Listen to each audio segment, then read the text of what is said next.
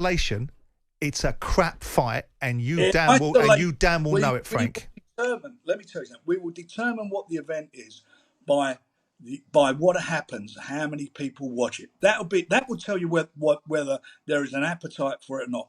If there'll be an appetite, Frank. Like there's an appetite for Jake Paul versus Nate Diaz, right? But let's have it right. We're talking about the generational, bona fide, lineal champion of the world going in against a version of Thunderlips.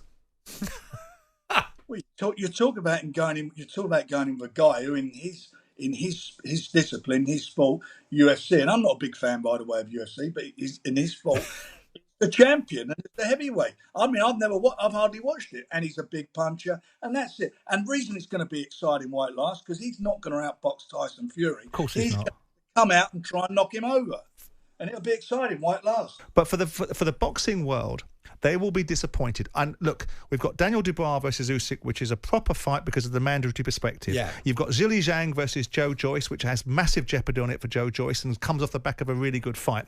But our boy at the top of the division that's got lots to say for himself, that pops up on social media telling everyone else what dossers they are, is fighting an MMA guy.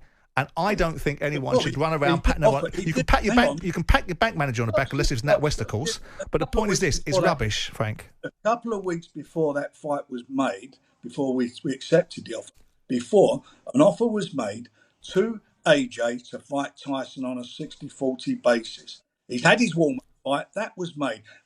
And they said they can't do it because they're fighting in December against Deontay Wilder. Yeah, but Anthony Joshua's not the only game in town, is he, Frank? You could have put Joshua. You could have put him in against Hrgovic. And I'm not going to. And you know something? I'm not going to argue about it because the answer to it, I sent Luke, your producer, get me on the phone, and I'll have that now with Eddie Hearn and ask him if that's true. You did not do it because I got a message back saying he didn't want to know.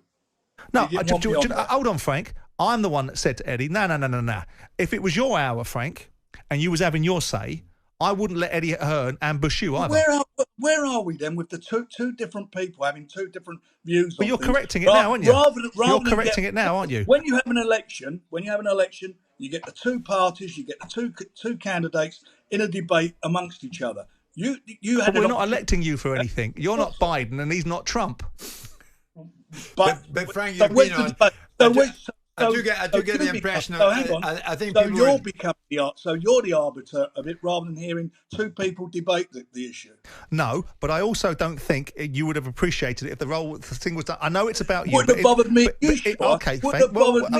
Next time we'll do it. Right, we'll get you on a thorny subject, and then we'll drop you right in the brown stuff by getting somebody to come along and contradict you. But Frank, you have been on with us, and you have been on live. Thank you very much indeed. It doesn't escape the fact that Fury's next fight is with an MMA fighter, and we now know it's Helenius that goes in with AJ on Saturday night.